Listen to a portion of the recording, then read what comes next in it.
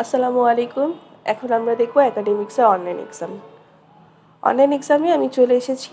এখান থেকে আমরা চলে যাব অ্যাড অনলাইন এক্সামে। আমরা এখান থেকে প্রথমে একটা টাইটেল দিয়ে দিব। ক্লাস সিলেক্ট করে নিচ্ছি। সেকশন আমি সিলেক্ট করতে পারি চাইলে, অথবা চাইলে আমি যে কাজটি করতে পারি আমি সিলেক্ট অল করে দিলে ক্লাস 9 আমার যতগুলো সেকশন আছে সেটা আমার অটোমেটিক চলে আসবে। সাবজেক্টটা আমি সিলেক্ট করে দিচ্ছি। আমার পরীক্ষার তারিখটা দিয়ে দিচ্ছি, কবে সেটা শেষ হবে আমি সেটাও দিয়ে দিচ্ছি। কয়টার সময় শুরু হবে আমি সেই টাইমটা দিয়ে দিচ্ছি, কখন শেষ হবে সেটাও দিয়ে দিচ্ছি। কতক্ষণ হতে পারে আমার এক্সামটা আমি ডিউরেশনটা দিয়ে কতজন আমার পার্টিসিপেট করতে পারে।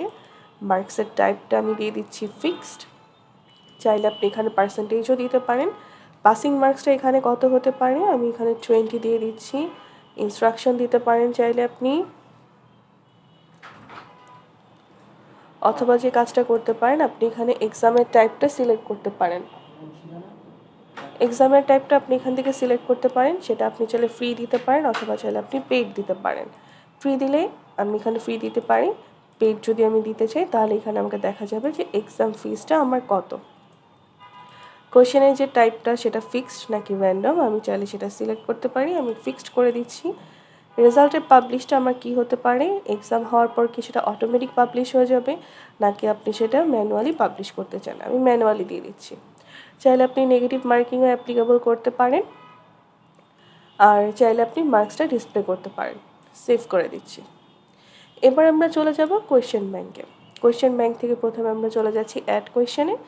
আমি এখান থেকে ক্লাসটা সিলেক্ট করে নিচ্ছি, সেকশন সাবজেক্ট সিলেক্ট করে ফিল্টার করে দিচ্ছি। আমি প্রথমে এখানে সিঙ্গেল চয়েস অ্যাড করব। আপনি এখানে 4 ধরনের কোয়েশ্চেন অ্যাড করতে পারেন: single choice, multiple choice, true false, descriptive. আমি শুধু আপনাকে সিঙ্গেল চয়েসটা অ্যাড করে দেখাচ্ছি। কোয়েশ্চেনের লেভেলটা হবে ইজি। কোয়েশ্চেনের গ্রুপটা আমি দিয়ে দিব কাদের জন্য আমি এক্সামটা তৈরি করছি। ধরলাম সায়েন্স ব্যাকগ্রাউন্ডে যারা আছে তাদের জন্য। মার্কসটা আমি ধরে নিচ্ছি, সিঙ্গেল চয়েসের মার্কস হচ্ছে একটা কোয়েশ্চেনের জন্য মার্কস হচ্ছে 1, সেটা দিয়ে দিলাম। এবার আমি এখান থেকে চাইলে কোয়েশ্চেন রেডি করতে পারি। কোয়েশ্চেনের আমি অপশনগুলো দিয়ে দিব।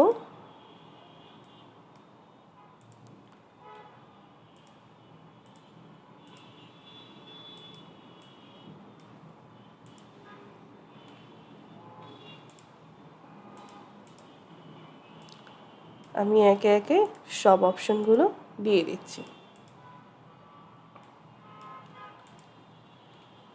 এবার অ্যাকচুয়ালি আমার অ্যান্সার কোনটা হবে আমি সেটা সিলেক্ট করে দিয়ে সেভ করে দিব।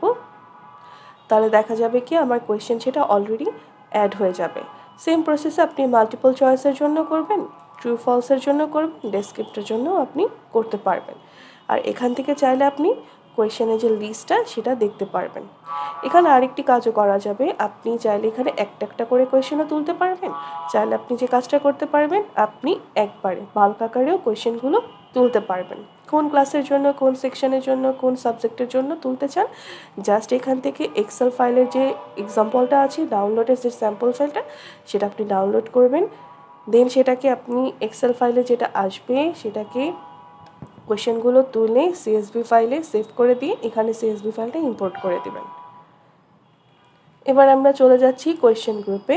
আপনি এখান থেকে আপনার কোয়েশ্চেন গ্রুপগুলো রেডি করতে পারেন যে আপনি সায়েন্সের জন্য করবেন, কমার্সের জন্য, হিউম্যানিটিসের জন্য নাকি জেনারেল। জাস্ট এখানে আপনি নামগুলো লিখে সেভ করে দিলে লিস্ট আকারে চলে আসবে। চাইলে এটা এডিট করতে পারেন অথবা ডিলিট করতে পারেন।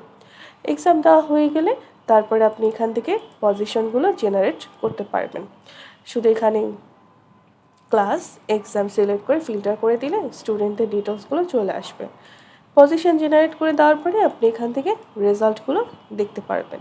এই ছিল অনলাইন এক্সামের একটি ওভারভিউ। ধন্যবাদ সবাইকে।